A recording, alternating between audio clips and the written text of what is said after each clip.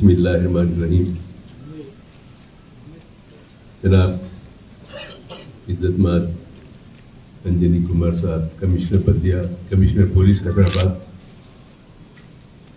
मौलाना सैयद औलिया हुसैन मुर्तज़ा पाशा साहब, मौलाना जाफर पाशा साहब, मौलाना सैयद अहमदुल्लाह हुसैन साहब, मौलाना मुजफ्फर हुसैन साहब बंदा नवाजी, मिर्ज़ा रियाजुल हसन अफंदी साहब, पुलिस के तमाम आला अहदेदार, हाज़रीन किराम, मिला जुलूस की वसी पैमाने पर तशहीर हुई है, उसकी कामयाब इनेकाद के ज़िमन में ये इजलास तलब किया गया है।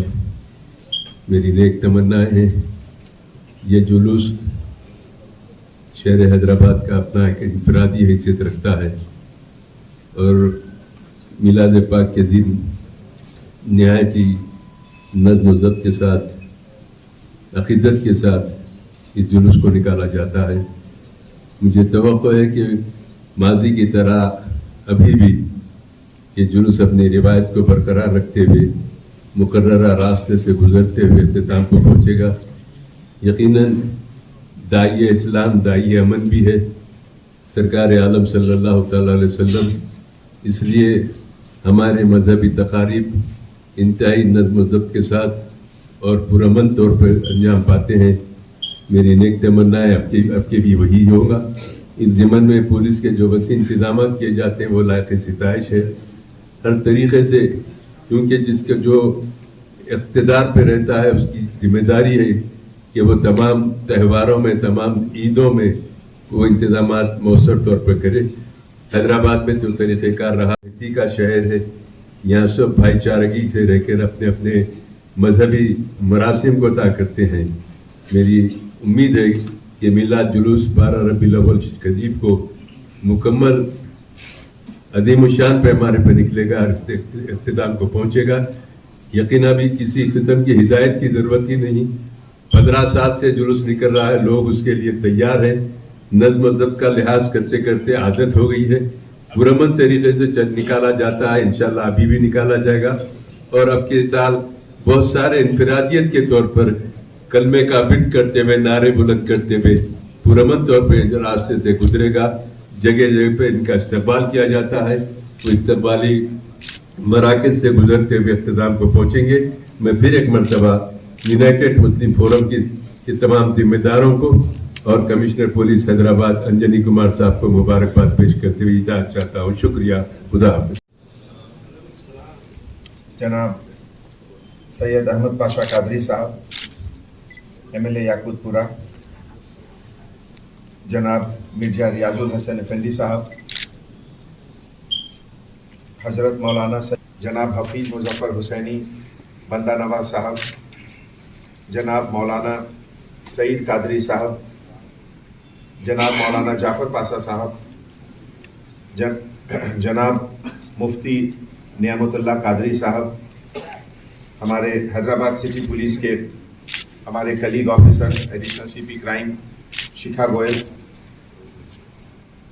IG विजय कुमार साहब, additional CP law and order Chauhan साहब, DCP south zone Gajrao Bhopal, additional DCP Rafiq, हमारे सभी ACP, ट्रैफिक डिपार्टमेंट के सभी ऑफिसर और हमारे दोस्तों, यहाँ सबसे पहले तो मुझे बहुत खुशी हुआ कि आज इतने कम वक्त में आप लोगों ने यहाँ आने की तकलीफ़ की। मौसम भी बहुत अच्छा नहीं है, बारिश का फोरकास्ट है।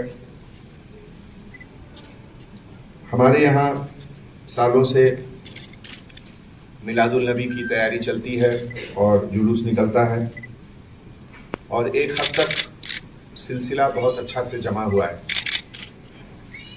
ये एक ऐसा माहौल रहता है जिसमें मैं ये समझता हूँ कि 99.9% लोग जो सही मायने में जो जुलूस का जो मकसद है, जो इस जलसे का जो मेन जो असल मीनिंग रहता है उसको फॉलो करते हुए लोग करते हैं। क्या हम सुनते हैं हजरत से बैठ कर बात करके, अभी हमारे एमएलए साहब ने एक बहुत अच्छी चीज बताई, अहमद पाशा कादरी साहब ने, कि जब वो बहुत पहले की बात है, मैं ये नहीं कहना चाहूंगा कि जब वो जवान थे, अभी भी हैं वो जवान, लेकिन इसलिए पहले की बात वो बता रहे थे कि यहां पे दंगल होता था, इस जगह पे कुश्तियां होती थी, और देखिए आज तकरीर हो रही है।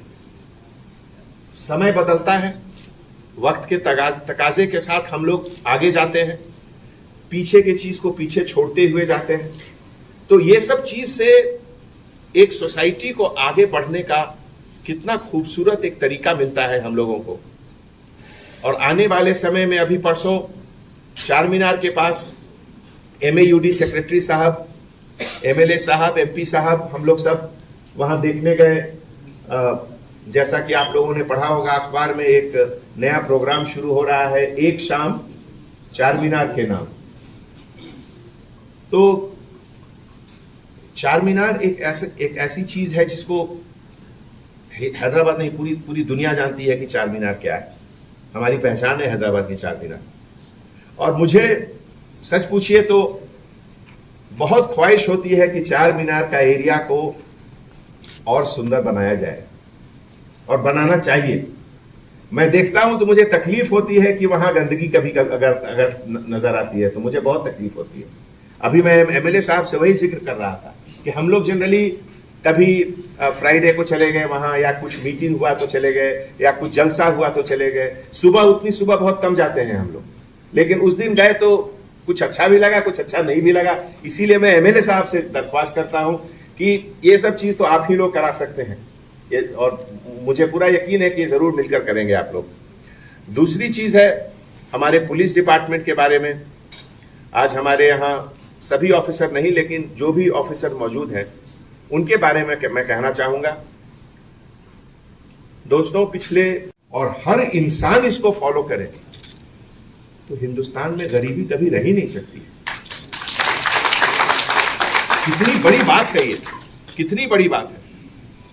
और हजरत ने फरमाया कि फास्टिंग के समय भी, रोजे में तीसरे दिन भी, न जानते हुए कि कौन है वो, लेकिन अपने रोजे का खाने का सामान उनको दे दिए।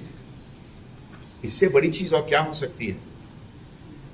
इन सब चीजों को केवल मिलादुल नबी के समय चर्चा करना नहीं, हर वक्त हर दिन इसका चर्चा होना चाहिए।